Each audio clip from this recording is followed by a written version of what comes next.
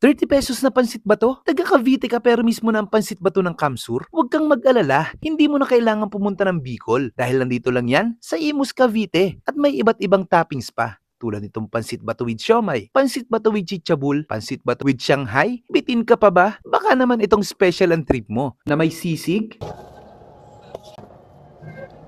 Shanghai, siomay, at chicharong bulaklak, tapos may pahabol pang itlog. Natikman mo na ba? Kung hindi pa, ay tara, banatan na natin yan. Let's go.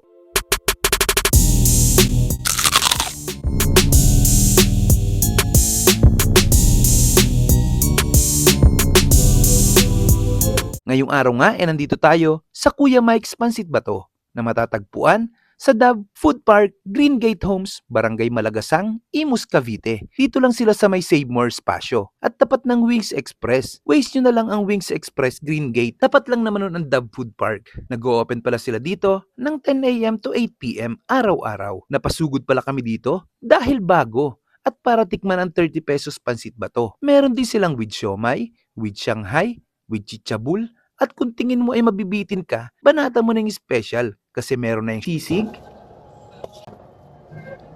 Shanghai, siomay, at chicharong bulaklak, tapos may pahabol pang itlog. Aba, sulit na yan, Lods, sa halagang ₱95. Napakasulit dito, Lods, dahil pagpunta mo dito, napakadami pang ibang pwedeng food tripan dito. At magkakadikit pa. Malas nga lang namin at napaaga masyado ang dating namin, kaya sarado pa halos lahat. Pero okay na rin. Pansit bato lang naman talaga yung pinunta namin dito. Pagdating sa parking, kung gusto mo ay malapit ka sa food park, ay dyan ka na lang sa gilid ng kalsada mag-park. Kung gusto mo naman ay talagang safe ang sasakyan mo, pwede naman sa Save More. Bili ka na lang ng isang mineral water. Hindi na namin pinatagal kaya nag-order na kami ng 5 agad. Unang food trip to At habang niluluto, syempre makikimarites muna tayo. Para naman may maikwento ako sa inyo. Napakadali lang niluto kasi may nakaredy na pala silang sabaw dito. Tapos pakukuluin lang at ilalagay yung mga gulay. Tapos dadakutin yung pansit bato. Naka-gloves yan ha. Walang mekos-mekos dito sa Kuya Mike Pansit Bato. Tapos konting halo-halo lang, goods na yan. Tapos ilalatag yung sisig, tapos pinatungan ng Shanghai, tapos binalagbag yung siomay at hinaluan ng chichabul. Ay nakakagutom na agad. Hindi ko na ipapakita yung iba, gutom na talaga ako. Doon na agad sa sinaserve ni sir. At bago pa maubos ang kwento ko, tara, kain muna tayo. Mga kabangers, nandito tayo ngayon sa Kuya Mike Pansit Bato. Nag-order tayo dito ng plain lang, ₱30 lang makakain nyo. Sa halagang 30. Ito yung special. Meron na siyang may sisig, bulaklak, siomay, tsaka Shanghai. Tapos may itlog na rin siya. Ito yung Shanghai toppings. Ayan. Ito yung siomay. Ito yung bulaklak lang. Tara, banatan na natin to. Ito na titirahin ko, syempre. Special. Mas masarap daw pag nilalagyan ng suka, sabi ni sir. Bubusan natin ng suka. Yan. Yan tayo.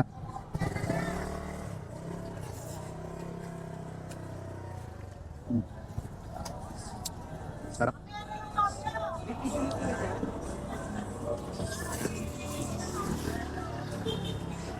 Panalo.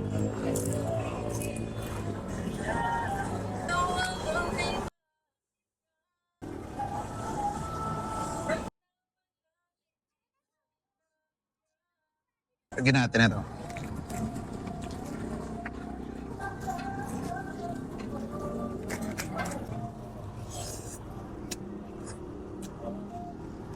Andito na sa Imus, Cavite.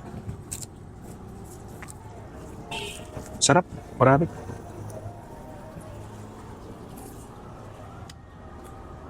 Malasang malasa siya.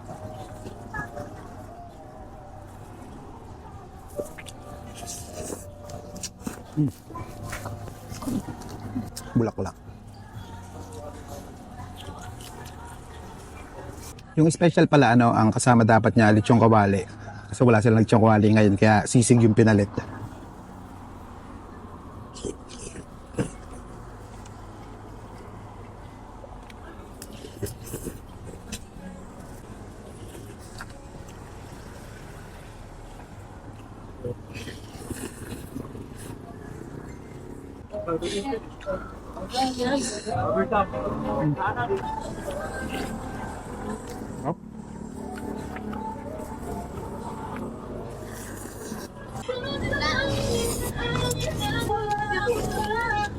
ang ganito palang solve ko na.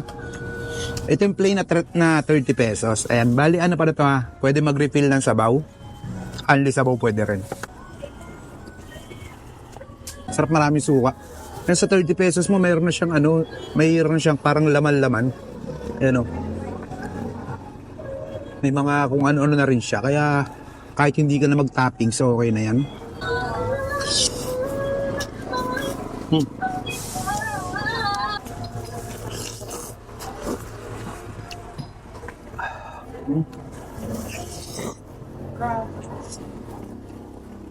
Grabe.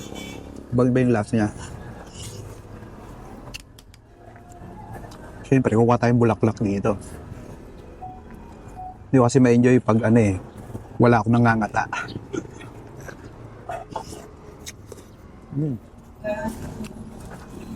Sarap.